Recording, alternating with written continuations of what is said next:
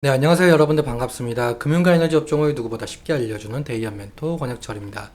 오늘 재룡전기라는 기업 리뷰해 보도록 할 텐데요. 재룡전기는 변압기, 이 한 단어만 기억하면 된다라고 말씀을 드렸죠. 현재 전 세계적인 광풍인 AI 산업으로 인해서 이 전력 인프라 부분 수요가 급증하고 있는데요. 이번에 북미에 이어서 유럽까지 전력 인프라 부분에서 한국산이 전 세계적으로 러브콜이 쏟아지고 있다라는데요. 기사 한번 살펴보도록 하고, 그리고 변압기 가격이 상승할 가능성과 가격 상승으로 인한 매출적 이익에 대해서 좀 말씀을 드려보려고 합니다.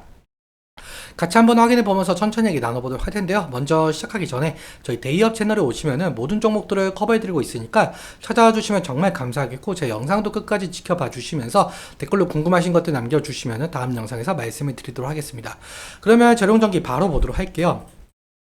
일단 여러분도 아시는 내용인데, 재룡전기는 변압기 비중이 100% 비중이죠.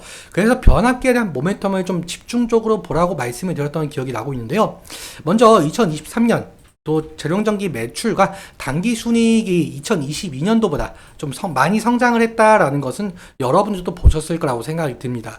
그 이유에 대해서는 뭐 탄소 저감 사회로 전환 가속화, 그리고 전력망 노후화에 따라 그 북미 시장 공략으로 수출 실적 호조라고 나와 있는데요. 이 사실 사업 보고서에서 나와 있는 상황인데, 2023년 실제로 내수보다는 이 수출이 좀 더 많은 것을 좀 볼 수가 있죠. 그렇다면 왜 수출이 이렇게 많이 했을까라고 해본다면, 작년 10월에 미국 바이든 행정부가 전력망에 하나로 약 5조 원 가까이 투자 계획을 좀 발표했었는데요. 이게 미국은 전력망이 상당히 노후화된 상황이거든요. 이 어떻게 노후화가 되어 있냐? 라고 해본다면, 이 자료 같은 경우 미국 에너지청에서 발표한 자료인데, 변압기가 몇 년도에 설치가 되었는지 나타내는 자료예요. 변압기 수명이 약 30년 정도로 보고 있는 상황인데, 여기 보시면은 변압기가 60에서 80년도에 많이 설치된 것을 볼 수가 있죠.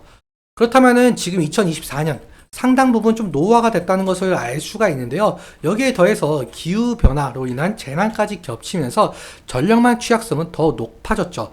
여러분들도 이런 뉴스 보셨을 거라고 생각이 드는데, 미국에 말도 안 되는 북극 한파가 몰아쳤다라고 하지요. 실제로 이 북극 한파로 인해서 정전 사례까지 좀 보고가 됐을 만큼 전력만 노화가 되어 있는 상황인데, 재난까지 겹치니까 바이든 행정부에서는 전반적인 전력망 확충과 소규모 전력망 구축을 목표로 투자했던 상황이었습니다. 여기에 더해서 소규모 전력망이란 상위 전력망에서 전기 공급이 중단이 되어도 예비 전력으로 전환을 하자라는 의미였는데, 예를 들면은 주택 지붕에서 태양광 패널과 에너지 저장 장치를 설치해서 정전이 돼도 전기 사용이 가능하게끔 만들자는 것이었죠. 이런 것을 바탕으로 실제로 재룡전기는 작년 12월 말에 166억 규모로 변압기 공급 계약도 체결했었죠. 그래서 이 북미 전력 노후화 교체 수혜를 상당 부분 받을 가능성이 존재할 것이다 라고 말씀을 드렸던 기억이 나고요. 그리고 또 한 가지 모멘텀 같은 경우, 여러분들도 일단 다 아실 거라고 생각을 하는데, 일단 이 뉴스 함께 보도록 할게요. 이 북미에 이어서 유럽까지 전 세계적으로 K 변압기를 찬다라는 헤드라인이에요. 한국산 초고압 변압기가 기술력에 더해 가격 경쟁력까지 갖추면서 전 세계적으로 러브콜이 쏟아지고 있다 라고 하는데요. 사실 여러분들도 이 이유에 대해서 좀 아실 거라고 생각이 들고 있습니다.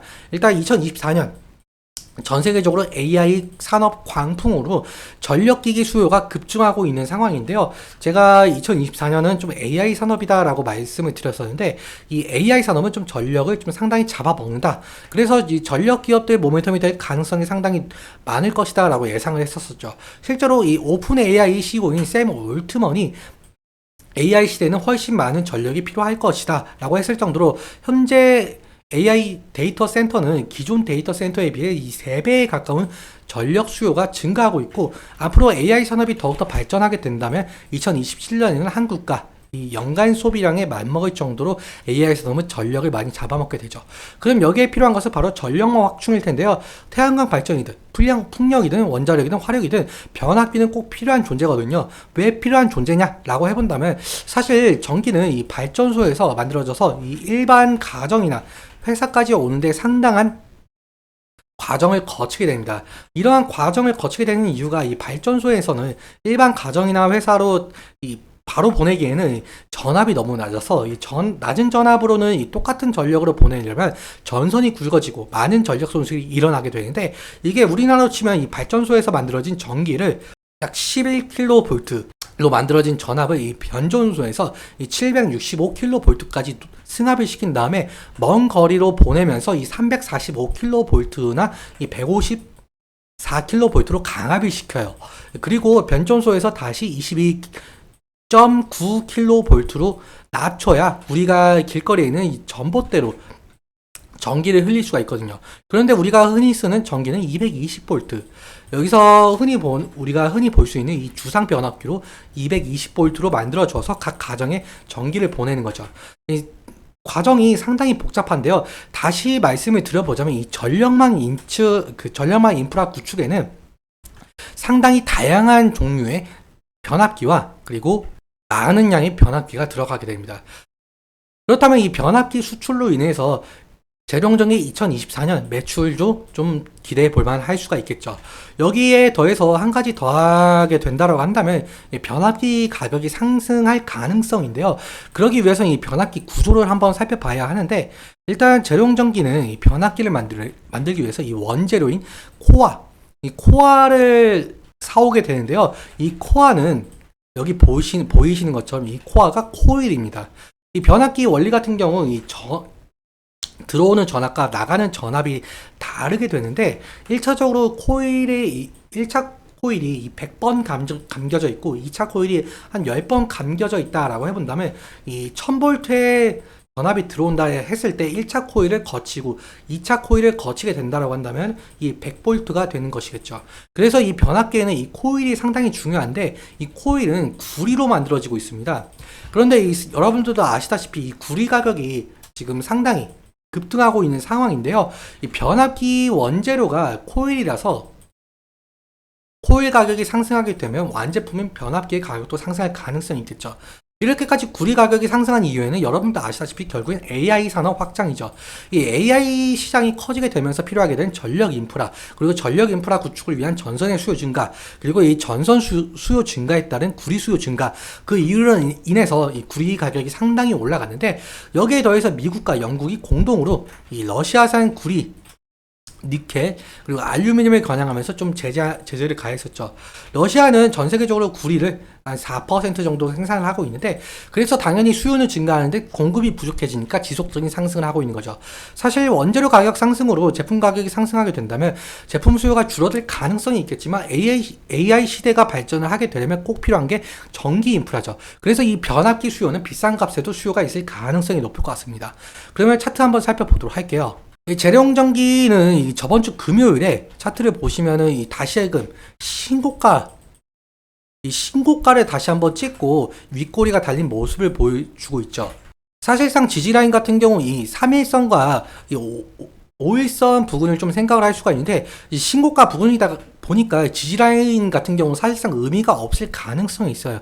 왜냐라고 한다면 이 신고가 부분은 이 사고 싶어하는 심리보다 팔고 싶어하는 심리가 너무나도 강하기 때문에 이 지지라인이 금방 무너질 가능성이 있다. 그렇기 때문에 이 단기적으로 보실 분들은 이 3일선과 5일선 지지가 일어나고 있는지 그 부분 함께 보시고, 장기적으로 보실 분들은 여기 20일 이평선까지 볼 가능성은 있어 보인다라고 말씀을 드리고 싶습니다. 그리고 제가 예전부터 그 말씀을 드렸었는데, 사실 제가 재룡전기를 이때부터 영상을 찍었던 걸로 기억을 하고 있거든요.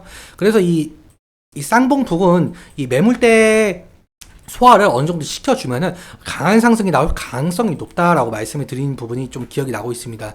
아무튼 이 강한 상승이 나온 부분을 좀 확인을 할 수가 있는데, 그런데 지금은 현재 가격 지금 너무 신고가 부분이기도 하고 사실상 보유자의 영역이다 라고 말을 할 수 있을 만큼 신규 진입은 좀 심리적으로 좀 부담이 되는 가격대이긴 하죠. 그래서 여러분들 이 수급적인 측면 잘 체크해 보시면서 잘 대응을 하셨으면 좋겠습니다.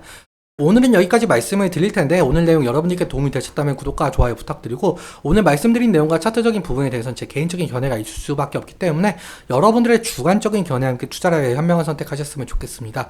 오늘도 시청해주셔서 너무 감사하고, 지금까지 멘토 권혁철이었습니다. 감사합니다.